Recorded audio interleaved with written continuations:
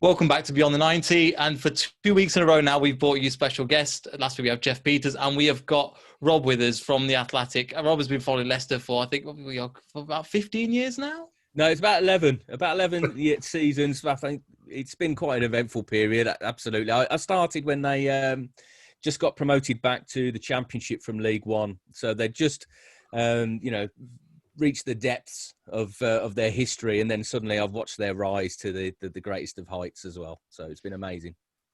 Yeah, what an 11 years that has been so far. But just wanted to get your thoughts on it. Obviously, there's been a lot that's changed in the time. I just want to bring it back to, obviously, from our generation and kind of younger, the expectations of the fans has changed massively. So if you speak to a lot of older fans, we had like Jeff Peters, and he was telling us, I think he's been following us for 40 years. So he's telling us names of people that I've never even heard of, and obviously are a big part of the foundations of what's built Leicester up to now. And there is a generation that only remembers the King Power and King Power brand and King Power on the shirts. And so from that, obviously Leicester have done really well in that time, but is it kind of they've shot themselves in the foot a little bit, because the expectations I found of a few fans are so high. And yes, I kind of am reading off Twitter a little bit, but there's been people that have been brought up and all they've ever seen is Premier League football. I mean, the club is sustaining itself in a really good way, but there is kind of a bad side to that at the same time. Yeah, but it's what you aspire to have. I mean, if expectations are that high, that's because you're successful, and we've certainly seen a very successful Leicester City over the recent years. And yeah, you're going to have to put up with that. I mean, look at the expectations at Arsenal. I mean, look at the position they're in the Premier League. You know, and if they drop out the top four, their fans are baying for blood with the managers and whatever. I mean, they had enough of Arsene Wenger, who brought them unprecedented success year after year after year. I think that's just football fans in general. They can be some of them can be a little bit spoiled. I don't say it's all of them. I mean, you judge that sometimes on social media, and it's not entirely accurate. I think there's a lot of fans, Leicester fans, who do remember the dark days, because they're not that far in history. You know, 2002 when the club nearly went out of business, went into administration. You know, 2008 in League One. So those dark days aren't that far behind, but it's just been an unprecedented rise since then, and that's what's accelerated the expectation.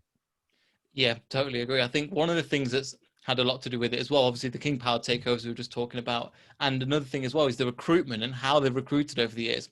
So I was reading an article recently, and they were looking at Johnny Evans to potentially come into the squad, and they went back all the way through his career when he was 9 years old and started, and then literally watched his career go through then. So is this something that you think other clubs, I've heard other clubs would like to emulate and copy, but the way that Leicester do recruitment, it's just something special. Obviously, you've seen the likes of even people like Sionchu Fofana of recent as well. Is this something that we've obviously had a great career and great success in this department, but selling on better players to bigger clubs, do you think that could potentially bite us in the foot a little bit? Or do you think that the club is in a secure place now where they're like, right, we've got a system, it works, and we're going to try and push on this to the future? Well, we just talked about expectation of fans, but the expectations of Leicester City is they know where they're at. They know financially they can't compete with the big global brands. They can't compete with Man United and Liverpool and Arsenal, and on the rise, Man City, obviously with the massive money that the influx they've had. So they have to shop in a different market. And to do that effectively, they've had to devise a system, a recruitment system that identifies young talent that's got the ability to develop and grow. And not only will they grow as a talent, they will grow as a value to the squad. And this all very much started with Steve Walsh, the head of recruitment, that came in with Nigel Pearson in that League One season. So this is really the very root of where the growth of Leicester City has come from. And obviously it helps when they had the takeover as well, and they had the financial backing to go out and get some of these talents. But when you look at, and I did an article for The Athletic looking at their recruitment system, and you think every player that they've sold since they won the title, they always sell one big player every summer. And they recruited the likes of Kante, Drinkwater, Mahrez, Maguire, and now Chilwell. I mean, obviously came through the academy system. Those lads combined cost them 25 million. They've sold them for £250 million. Now that is an enormous return on those investments. And it's something that they're continually doing. So what they're doing is they're always looking for talent that other sides that they're aspiring to compete with aren't looking at. Or if they do, they ignore them. For example, Riyad Mahrez, when he was in the second tier of French football, playing for Le Havre, and Arsenal were aware of him. And Arsene Wenger was asked why he never went and signed Riyad Mahrez. And he said, can you imagine, as Arsenal manager, if I'd signed a player from the second tier of French football for £400,000, what the fans would say? They demand more. They demand big money signings, marquee signings.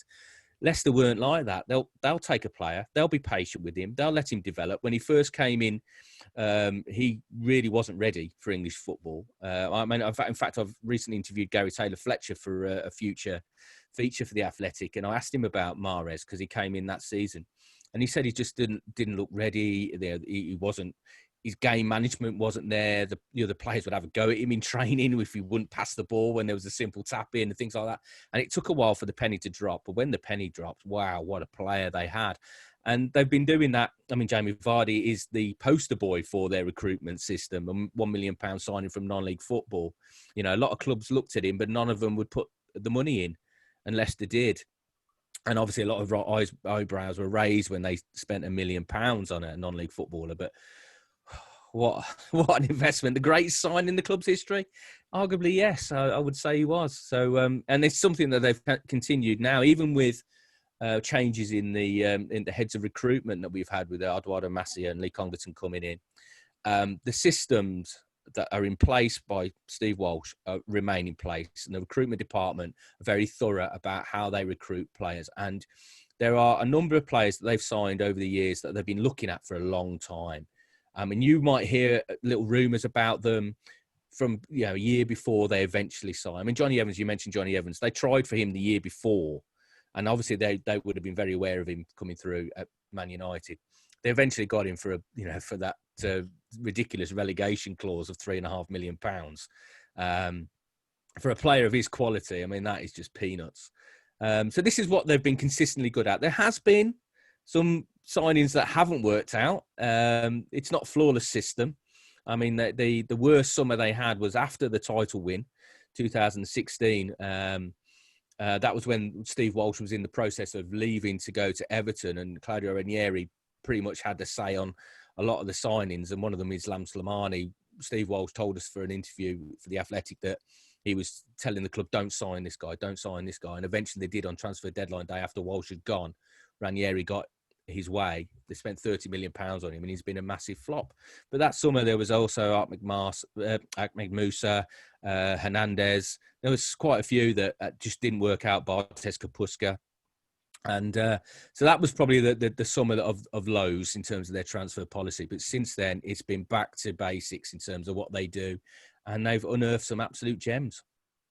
I think they have. And yeah, you're totally right. It's something that we couldn't have expected coming into it. I remember under Mandarich, and they were just spending millions on players that weren't even that great at the end of the day. And it's just brilliant to see how far the club have come. But what's interesting, and just to bring it back to a point that you're mentioning, is that they go after people that are less known about and also that are off the radar of other clubs. It's funny that over the summer and over the previous summers, when we've looked at the transfers for Leicester City, you look at the likes of under Castagna, maybe Fofana's a little bit different because there was rumours about him and their club did come in for him. But these two players in particular, the other two that we signed, didn't even make any of the rumours until they were officially pretty much signed. And Leicester City have a really good habit of keeping the transfers under wraps. And I think that's quite impressive because you look at the likes of, obviously there's more eyes on the likes of your top six, and they're always going to have players coming after them. But they tend to do their business quite well, and it tends to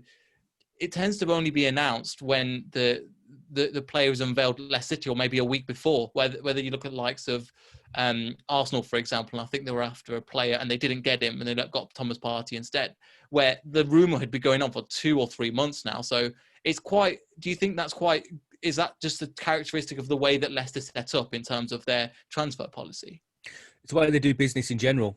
Everything is low key. Everything. I mean, there's been a lot of talk, obviously, a lot of Premier League meetings now about 5 subs and the broadcasting rights, what games are going to be shown, the pay-per-view, all those sort of things. And Leicester keep their views very much to themselves. It's very hard to get that information out of them.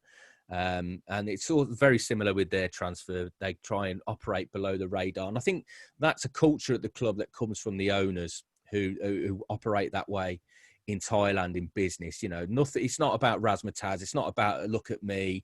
You know, you've seen some football owners and some football chairmen who are bigger news than the club half the time. The motor mouths, and we had it with Milan Mandrić in a way. You know, so it's all about them, the ego that is involved. There's no ego with these owners. It's about business, about doing the right business for the football club. So that's why, you do find that a lot of the transfer deals are very low key. I mean, Fofana, we knew that rumbled on a little bit because Fofana himself came out in the French media and was saying, look, how can I turn down this offer from Leicester and they're not being, that I'm not being released, club won't let me go. That was sort of played out publicly a little bit, but a lot of them, you're right, we don't know much about. And in fact, I can't remember the name of the player, but we knew that Leicester were talking to Atalanta. We didn't think it was Castagna. It was another fullback they had. I can't remember his name off the top of my head right now. But so there is a lot of smoke and mirrors employed in transfer dealings. Which is really good to hear. Another thing, just that you were mentioning, the club mentality as well, is that obviously I think we heard on a recent interview Brendan Rodgers' pre-match conference to the Tottenham game where he was talking about the 5 sub rule, and just as you were mentioning, where he had a conversation with Susan Whelan and they talked about it, and he expressed his opinion for 5-a-side.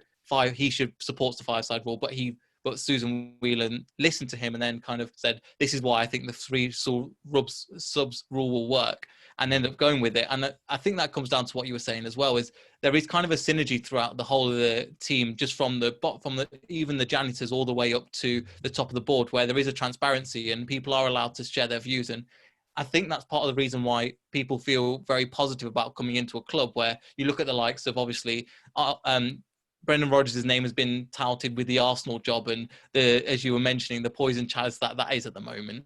And with the current situation that there is, and you look at the previous managers with Ranieri, as you've said, and with likes of Claude Puel, who, from what we've heard, hasn't been the favourite of the players and the board. However, they still managed to back him in the transfer window as well.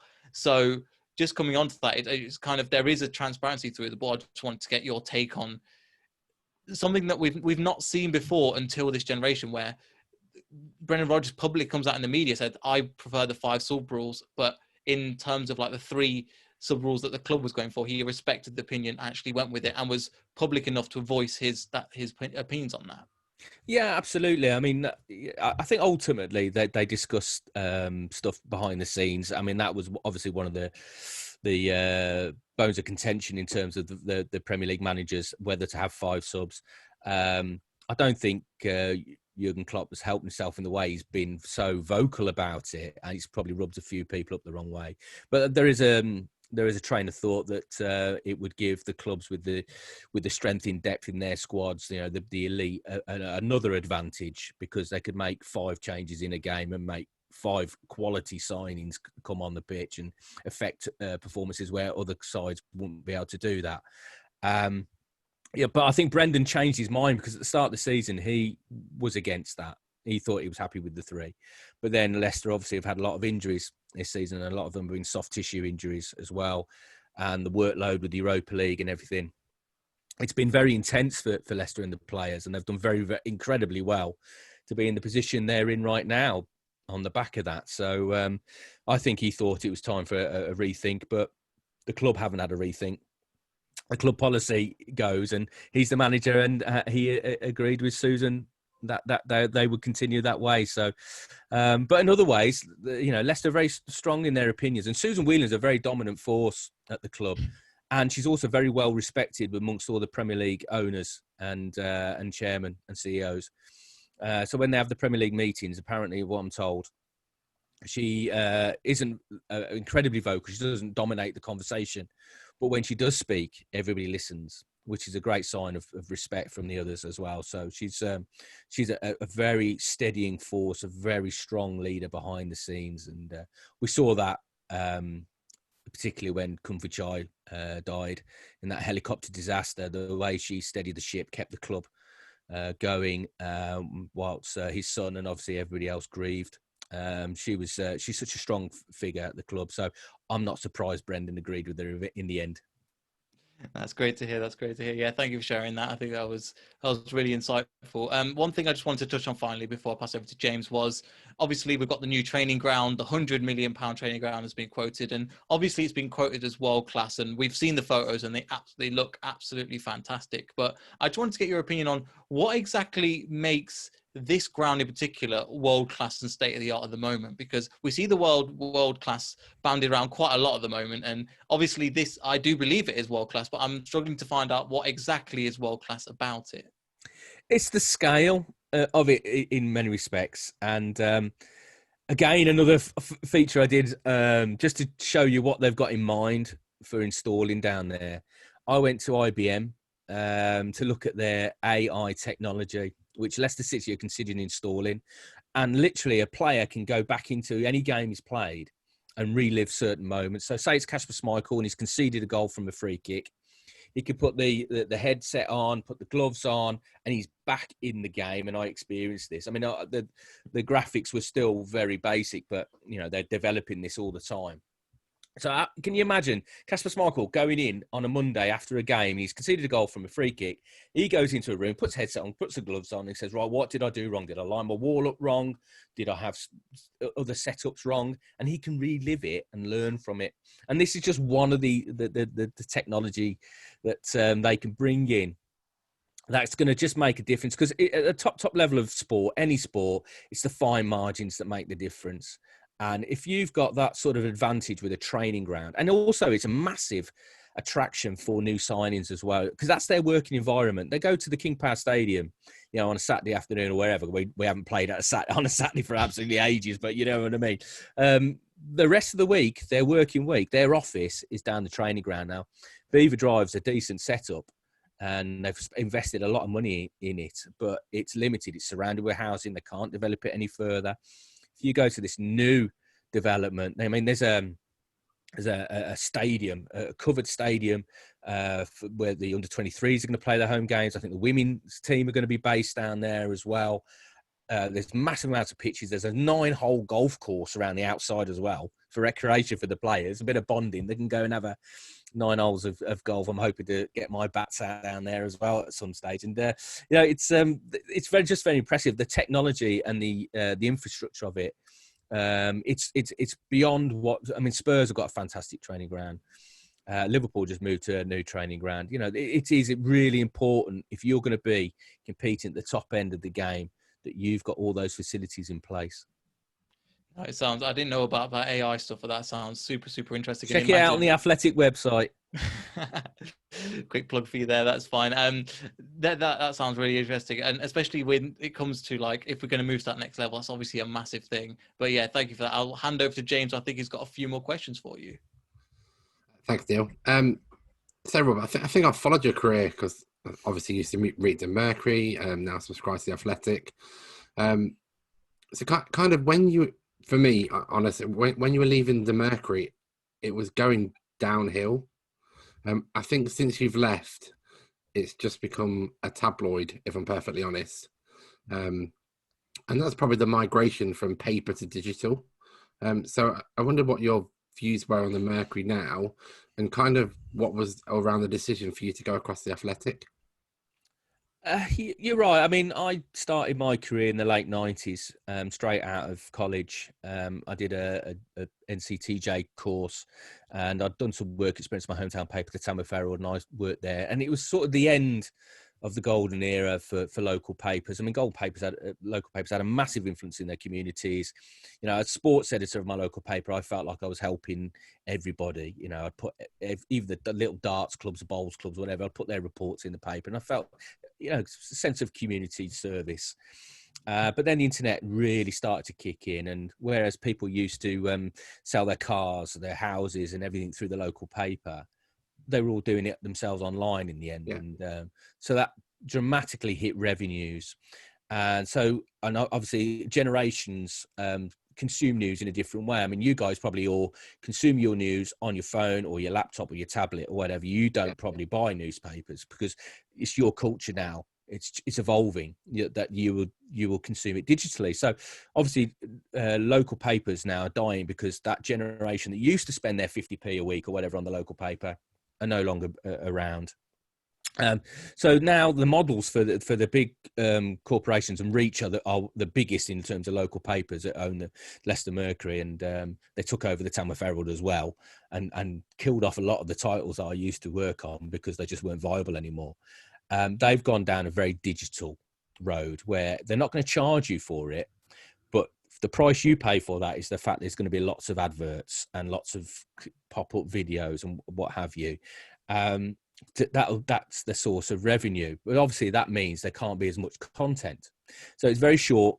Well, I say it's clickbait. A lot of it is, they'll hoover up. I mean, I first heard the phrase content harvesting, which basically means you hoover up everything that's been said or written on the internet, and there's not a lot of journalistic value in that for me. I mean, you don't even know it's true half the time, and in fact, sometimes I think they don't even care if it's true or not. If it gets you to click on that story, a transfer gossip story, so be it. That it's all about getting traffic, and traffic through entices advertisers, and that. The Athletic came along just at the perfect moment for me, because it is a subscription service. There's no adverts, no pop-ups, anything like that. You pay for quality journalism, and that's what we try and deliver. So for me personally, I write three to four features a week on Leicester, and I've got time to do in depth. I've got time to look at the stats. I've got time to look at Y Scout and look at James Justin's positioning, how he took Son out of the game at Spurs and things like that. Do more analytical pieces, but also have the time to do more in depth features and interviews and stuff like that. So hopefully the Athletic is a success. So I think there's a lot of people in the industry hope it is, because it will raise the bar again in terms of journalistic standards.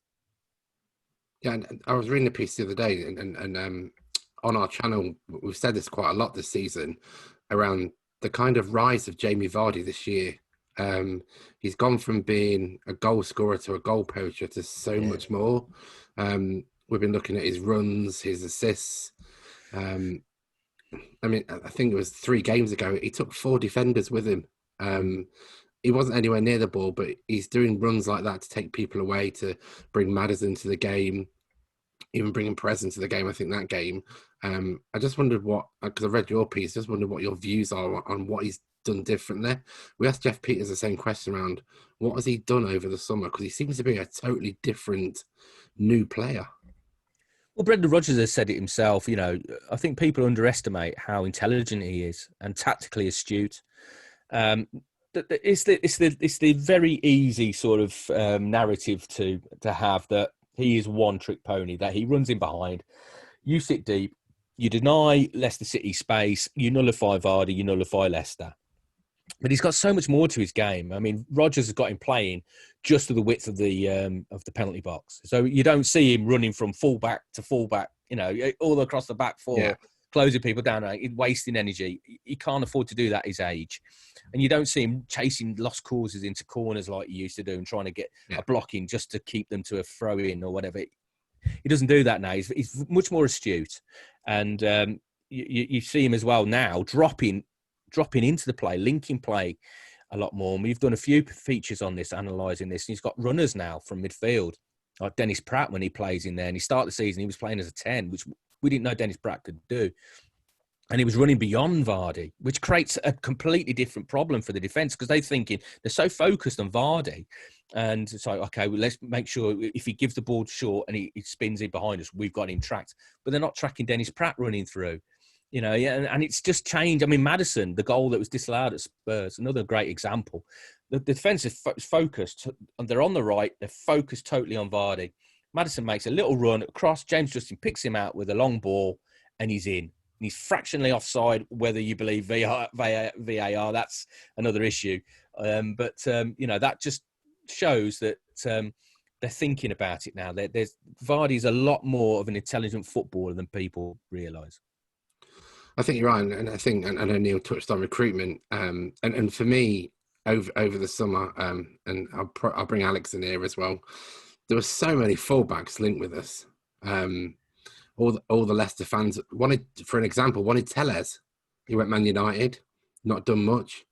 I don't think any of the Leicester fans mentioned Castagna once. Amazing signing. And for me, one I wanted to touch on was how good has James Justin been this season? He's played every single position in that back five. Yeah. Everything he's asked of, he does.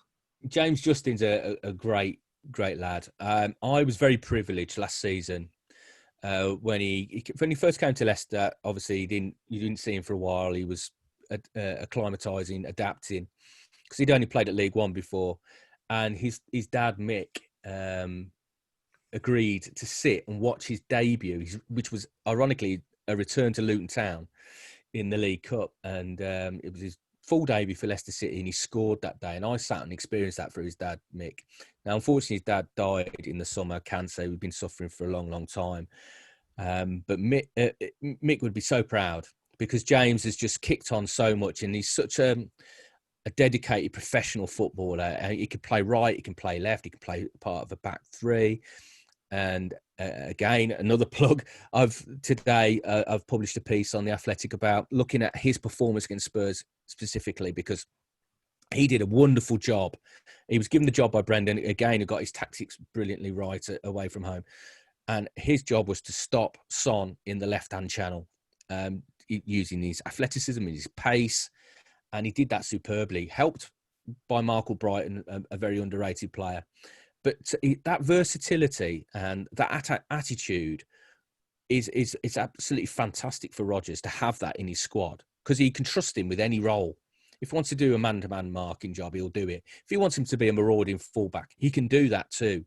As we saw with the ball for Maddison, he can put balls into the box. I mean, I looked at some of the stats that are in the article, and he leads the stats for all the defenders at the club for balls into the box.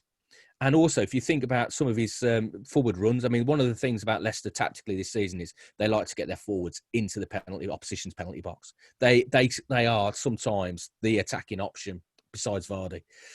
We saw it Castagna on the opening day when he scored with a header. James Justin scored. He's won penalties by getting into the penalty box. So he can do a bit of everything, this lad.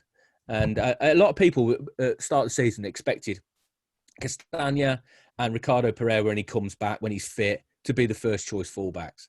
I think James Justin's thrown a spanner in the works on that train of thought. I think he's given Rodgers a wonderful conundrum about how he can fit them all into the side. Yeah, totally agree. I'll bring Alex in here because Alex got some great insights of the season so far. And no doubt got a few questions for you, and then I'll talk to you a bit more about your career. Cheers. No, just bringing up James Justin again, because I've been a huge fan of him all season, and I've thought, his ceiling is, I don't even know where his ceiling is. So what do you think is his ceiling in the Premier League and beyond? Well, if he keeps developing the way he has been, I think Gareth Southgate's got to start looking at him for future England squads, because when you're going into major tournaments, you're going to need a couple of players in that squad that can do a bit of everything. And, if you've got somebody who wants to cover as a conventional fullback or a wing back or can play as a third, like Gomez, Liverpool can do that. If you could play as one of the outside on a back three, that gives you so many options. You can cover so many different roles in the side. But he's got the attitude as well. His touch is improving as well. His passing is improving. I mean, this was a massive step up from League One to the Premier League level. And we were talking about the Premier League excuse the pun, the Premier League in European football, in my opinion, in terms of the quality and the competitiveness. And he's really adapting really, really well. So James Justin, if he keeps this going, keeps his head, and I'm sure he will, because he's that sort of lad, he could be a top player. And just one more question. With Ricardo coming back soon, fully fit, I think one of the things that we've discussed, especially on the podcast here, is over the season is the amount of injuries that have occurred, to first team players. Now with Ricardo coming back, a healthy Ndidi, CNC coming back, what do you think this gives Rodgers moving forward, especially with the January transfer window? Does he just kind of focus on getting his players healthy, or does he possibly look towards even improving the lineup even more? Well, the start of last season, he set 6 goals, and one of the goals was to have players available more than they were previously. But I mean, Leicester have got a great record in terms of keeping players fit and healthy. But this COVID situation, the backlog of games, the Europa League thrown in as well, has made it even more difficult to keep players fit. And they were unlucky towards the end of after restart when they started to pick up some soft tissue injuries, which Leicester have been pretty good at preventing. As I said about the science down the training ground, the way they go about it, the cryo chambers for recovery and stuff like that. If you've ever heard of those, you know, they go in there and standing there for minus 100 degrees just to keep the blood circulation going so the muscles recover faster. So they've been very good, but they suddenly had this spate of injuries. And and we just talked about James Justin. That presented opportunities for certain players that you wouldn't have thought would be regular starters. Papi Mendy's another. And they've come in and they've stepped up superbly. Christian Fuchs wasn't expected to play a lot this season. He's played a lot of football. He's looked tired recently on the back of that. But now he's slowly starting to get players back. But that's no guarantee that he's going to be able to keep them all fit and available as well. I would like to see them do some business in January. Now, we've asked Brendan, and he said he doesn't think they're going to do a lot. And now, historically, Leicester don't do a lot in the January transfer window because they don't think there's a lot of value around, because no side is going to want to sell top players mid-season and weaken their own hand. But also, you know, that those fees are astronomical sometimes. So, you know, it's very difficult to do proper business. Now, having said that, Riyad Mahrez and Wilfred Ndidi came in mid-season in previous seasons. But I still think they need to bring in a centre-back, because Wes Morgan's got this ongoing back issue that's flaring up. And we could tell, you know, when Ndidi is fit and they're struggling defensively, they're playing Ndidi in the back. Now, I think that takes a massive amount out of their midfield. Ndidi was outstanding at Spurs. But, you know, you want him where he's most effective. You don't want him playing centre-back. And the fact that he was chosen to play there ahead of Wes Morgan, who was left on the bench, indicates to me that Brendan is not convinced that Wes can play competitively from the start.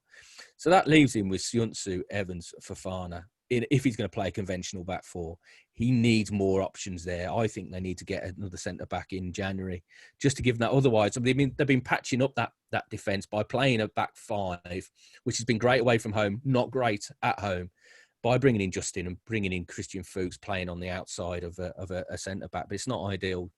I think they need to bring another centre-back in, but we'll see what happens. Has there been any talk, Rob, of any strikers? Because I know on all the football forums that I read and on Twitter is around a striker. Yes, we've got Jamie Vardy. A lot of the fans don't think Iheanacho is as good as they think he is. Does he need replacing?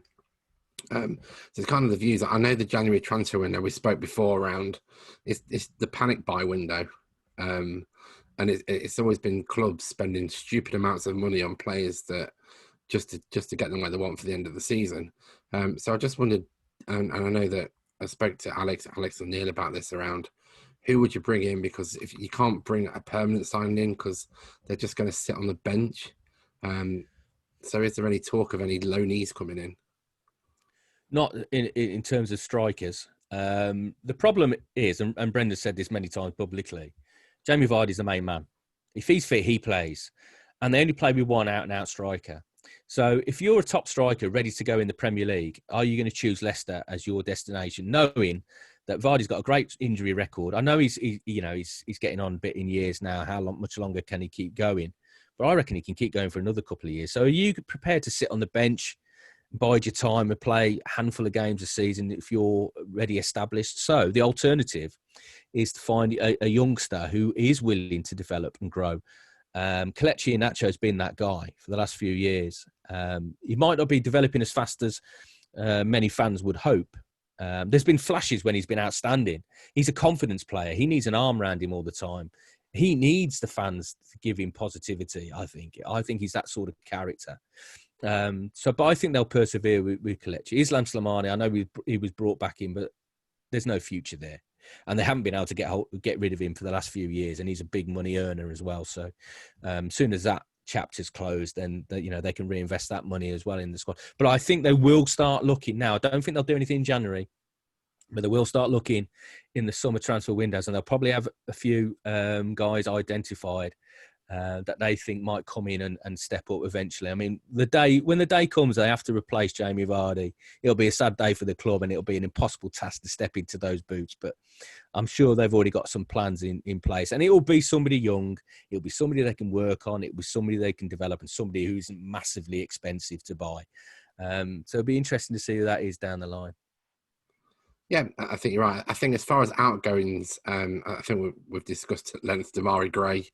I think he's been given lots of opportunities in the club. It just doesn't seem to have worked out for him, which I still believe is a talent, and I think he'll go on somewhere and do quite well. I just don't think he's the right talent to be here. Again, he's another one that on his day he's looked, like, we've got a player here. Eventually, he's going to be a top player. The thing with Demarai, and it was the same situation with Harvey Barnes. It was getting their numbers up in the final third. Fantastic at running at people, committing defenders, looking exciting. It's when you get into that red zone, delivering that final ball, that cross, that finish. Harvey stepped up in that. Demarai hasn't quite done it as well, and he's found his opportunities limited as a result. Yeah. Now, Brendan wanted to keep him.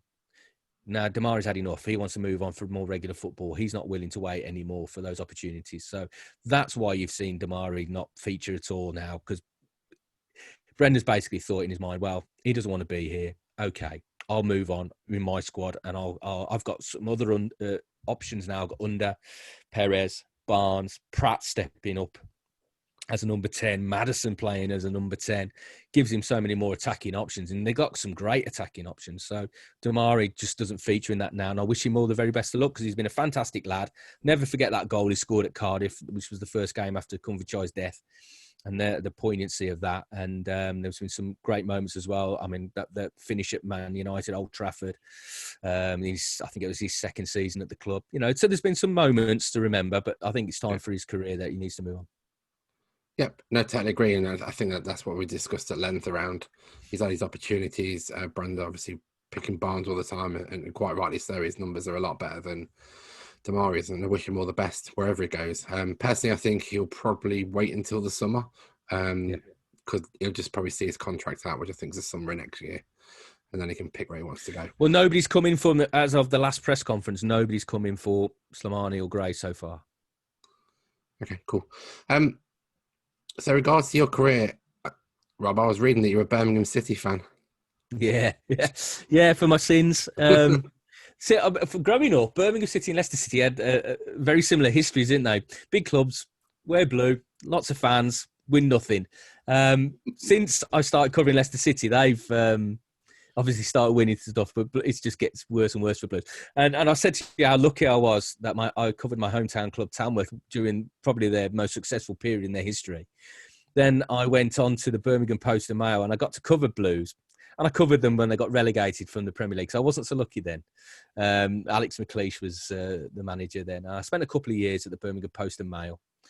And then the opportunity came to be a number one writer, because I was more of a number two writer covering West Bromwich Albion at the Birmingham Post and Mail. I had a season doing Blues, but they had a guy called Colin Tatham who was their number one writer. He knew everything that was going on at that football club, so I was never going to get that opportunity. So I had the opportunity to go cover Leicester when Bill Anderson hung up his pen and crossed over to be a press officer at the football club before retiring and moving back to Scotland. And then Bill had been covering the club for decades, and all the way through that 90s period that was so eventful as well. And it's been a fantastic period as well, covering that. So I don't get to go and see Blues very often. Obviously not since no fans in the ground either. But yeah, I'm a Birmingham City fan, but it's hard sometimes, tough. Yeah, I know what you mean. With Leicester as well. Yeah, but you've had the halcyon days since. Yeah. I remember David Pleaton, that era. So we know that the bad times are. Of course. And this is just unprecedented the way things are going. So personally, Rob, thanks for coming on. It's been absolutely amazing.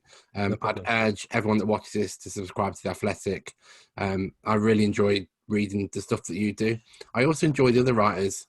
Yeah, we've got some great writers. Yeah, they do some great ones on. I read one the other day about Man United and the way they were coming on. So I'd urge everyone to have a look at The Athletic. Follow Rob on Twitter. And thanks for coming on, Rob. Anything from you guys before we go? Neil? Just a quick thing. Yeah, thank you, Rob, for coming on. I really, really appreciate it and getting your insight into a couple of bits, because obviously every time we get somebody on here and we think we know about Leicester, obviously you've got the insider information, and yeah, just really appreciate it. And thank you for coming No problem. on. Anytime. Thanks. Anything from you, Alex? Oh, just thanks for coming on. It's been a pleasure listening to you and just listening to all the insights you do have, especially from someone here in Canada. And I get to read all your articles on The Athletic, but actually getting to talk to you and listen to you, it's been awesome. That's great. Thanks a lot. Thanks, Rob. Cheers.